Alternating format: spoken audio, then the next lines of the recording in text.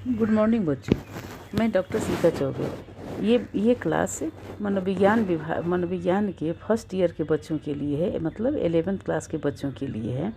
बच्चों, पिछले क्लास में मैंने आपको उद्दीपन के स्वरूप के बारे में बताया था।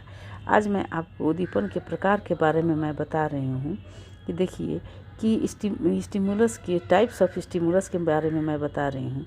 स्टिमुलस के कितने प्रकार होते हैं यहाँ देखिए। स्टिमुलस के मुख्यतः 5 प्रकार होते हैं। पिछले क्लास में मैंने नाम आपको बताया था कि स्टिमुलस के कौन कौन से प्रकार हैं, उसके बारे में मैंने आपको ये बताया था। तो आज आपको मैं एक एक करके उसके बारे में डिटेल रूप से बता रही हूँ। पहला है ये दृष्टि उद्दीपक, मतलब विजुअल स्टिमुलस। अब देखते हैं कि विजुअल स्टिमुलस क्या होता है ना। पहला क्या है? दृष्टि उद्दीपक। पहला है दृष्टि उद्दीपक। तो हम अब देखते हैं कि दृष्टि उद्दीपक क्या होता है, विजुअल स्टिमुलस क्या होता है। दृष्टि उद्दीपक से तात्पर्य वैसे उद्दीपक से होता है जिसे व्यक्ति देख सकता है तथा देखने पर व्यक्ति में पहचानने योग्य परिवर्तन होता है। देखने पर व्यक्ति में क्या होता है? पहचानने योग्य परिवर्तन होता है। जैसे कमरे में बल्ब का जलना एक दृष्टि उद्दीपक है, क्योंकि बल्ब को जलने पर व्यक्ति का ध्यान उसके ओर चला जाता है और उसे स्पष्ट कुछ परिवर्तन भी हो जाता है। दृष्टि उद्दीपक का ग्राहक आँख होता है ना।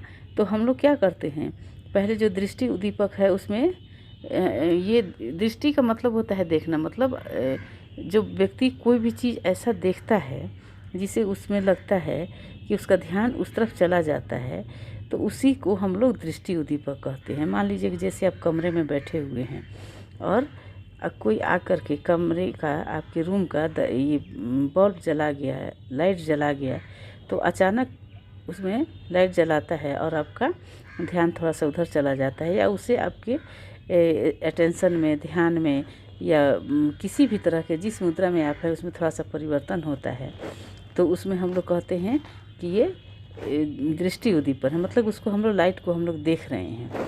और दृष्टि उद्दीपक का ग्राहक कौन होता है? रिसेप्टर कौन होता है? आँख होता है। आँख ही के द्वारा हम लोग देखते हैं, है ना। तो आँख क्या है? दृष्टि उद्दीपक है, ठीक है। अब दूसरा है श्रवण उद्दीपक। श्रवण का मतलब होता है सुनना। तो इस श्रवण का ग्राहक कौन सा कहलाएगा? कान से ही हम लोग सुनते हैं, है ना। तो कान होता है इसका क्या? ये श्रवण उद्दीपक। अब देखिए श्रवण उद्दीपक क्या है, इसको हम लोग कैसे समझते हैं, क्या होता है। तो देखिए श्रवण उद्दीपक से तात्पर्य वैसे उद्दीपक से होता है जिसे व्यक्ति सुनता है, जिससे उसमें कुछ पहचानने योग्य परिवर्तन होता है। कोई भी, जैसे किसी आवाज़ को सुनकर व्यक्ति में कुछ परिवर्तन, जैसे सतर्क हो जाना, उसके तरफ देखना, उसके तरफ सिर घुमाना आदि, इस तरह का परिवर्तन होता है। यहाँ आवाज़ क्या है? एक श्रवण उद्दीपक है, ठीक है। और इस आवाज़ को कौन ग्रहण करता है?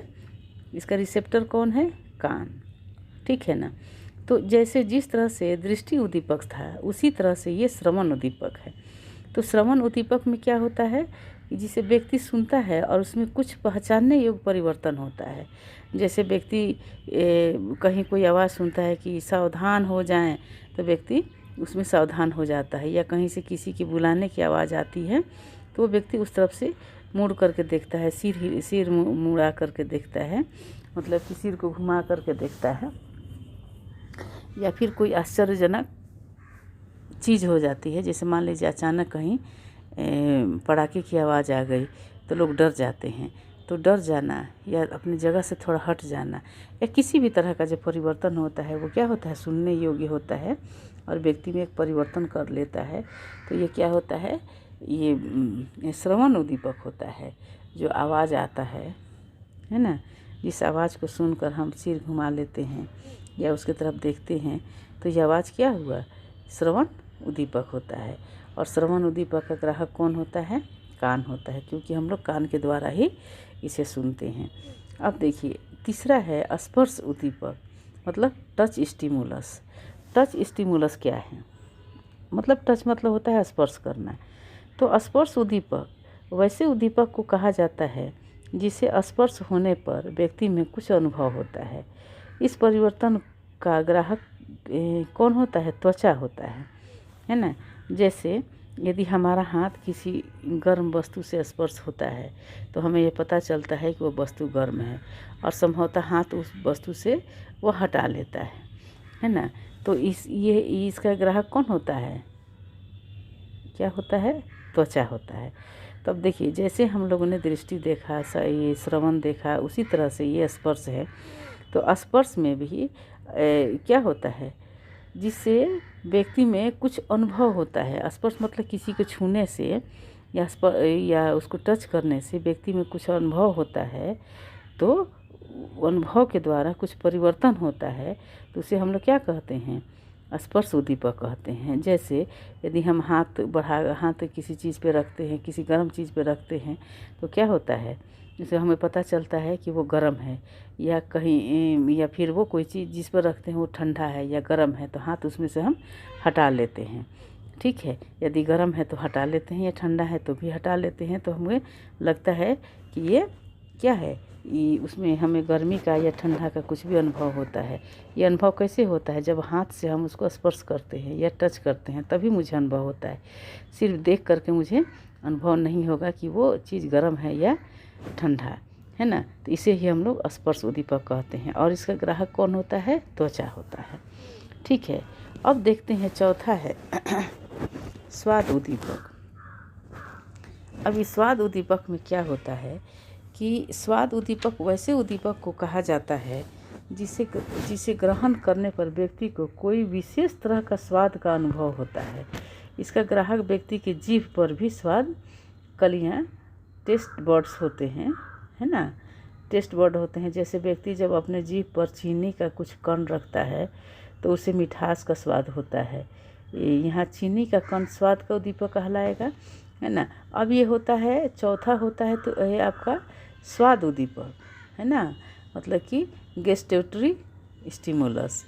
तो ये उद्दीपक ऐसा होता है जिसे ग्रहण करके व्यक्ति वो अपने उसे स्वाद के बारे में उसको अनुभव होता है। मान लीजिए कि वो कोई भी चीज़ है, अपने जीभ पे जब रखता है तो उसकी जो टेस्ट बर्ड्स होते हैं, क्या होते, स्वाद कलिकाएँ जिसे हम लोग बोलते हैं, तो जो टेस्ट बर्ड होते हैं उनके द्वारा हमें पता चलता है कि ये अमुक चीज़ मीठा है, तीता है या कड़वा है या कुछ भी है, इसका अनुभव हमको होता है। जैसे मान लीजिए चीनी हम खा रहे हैं, तो चीनी जैसे मुंह में रखेंगे तो मुझे पता चलेगा कि ये मीठा है।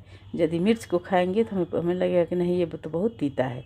इसी तरह से हमारे जो टेस्ट बर्ड्स हैं उनके द्वारा हमें पता चलता है कि यह अमुक चीज़ किस तरह का है, इसका अनुभव हमें होता है ना। और इसका ग्राहक क्या होता है, कौन सा होता है? जीभ के द्वारा ही हमें इस स्वाद के बारे में पता चलता है। तो ये चीनी क्या हुआ, ये स्टिमुलस हुआ, और स्वाद क्या हुआ, स्वाद उसमें उसका स्वाद जो हुआ, उसे मिठास का स्वाद क्या हुआ, ये स्टिमुलस हुआ। और हमारा अच्छा या बुरा लगना, हमारा उसके साथ जो हम परिवर्तन करते हैं, अच्छा लगता है तो खुश होते हैं, तीता लगता है तो सीसी करते हैं, तो वो हमारा परिवर्तन हो गया। तो ये स्वाद का ग्राहक क्या होता है? जीभ होता है। ठीक है, अब है घ्राण उद्दीपक, है ना, ऑल्फैक्टरी स्टिमुलस। इसको हम लोग क्या करते हैं? घ्राण उद्दीपक वैसा उद्दीपक होता है जिसे जब व्यक्ति सूंघता है तो उससे पहचानने योग्य परिवर्तन उत्पन्न करता है। इस उद्दीपक का ग्राहक नाक होता है। जब व्यक्ति के नाक में किसी फूल या इत्र का सुगंध प्रवेश करता है तो इसे एक विशेष अनुभूति होती है। यहाँ फूल या इत्र सुगंध एक घ्राण उद्दीपक का उदाहरण होता है ना। तो ये जो घ्राण उद्दीपक है, इसका मतलब होता है सूंघना, मतलब कि किसी भी चीज़ को सूंघ करके पता करना या उसी के अनुसार उसका अनुभव होना। तो ये व्यक्ति का उसमें उसकी पहचानने योग्य जो परिवर्तन होता है वही हमारा होता है उद्दीपक। इस उद्दीपक का ग्राहक होता है नाक। अब मान लीजिए कोई एक सुंदर सा फूल है, मान लीजिए गुलाब का फूल है या कोई सेंट है, इत्र है, तो उसको जैसे हम नाक के पास ले जाते हैं तो सूंघते हैं तो पता चलता है कि नहीं, ये गुलाब का फूल है या इत्र है। ठीक है, या कोई कड़वा ही चीज़ है तो उसको यदि हम सूंघते हैं तो हमें, या मान लीजिए गंदगी है, कचरा का अंबार है, तो यदि वहाँ पे हम जाते हैं और हम सूंघते हैं तो हमें लगता है कि नहीं बहुत गंदा है, वहाँ से तुरंत व्यक्ति हट जाता है। या फूल की खुशबू है, उसे सूंघ कर व्यक्ति को अच्छा सुखद अनुभव होता है। तो ये सब क्या होता है, ये होता है ध्यान उद्दीपक होता है। तो बच्चों ये हुआ प्रमुख 5 उद्दीपक के प्रकार, जिसे हमने डिटेल्स में आपको एक एक करके बताया। अब मैं अगले क्लास में संवेदन की और भी जो प्रकार हैं उसके बारे में मैं बताऊंगी। तब तक के लिए धन्यवाद।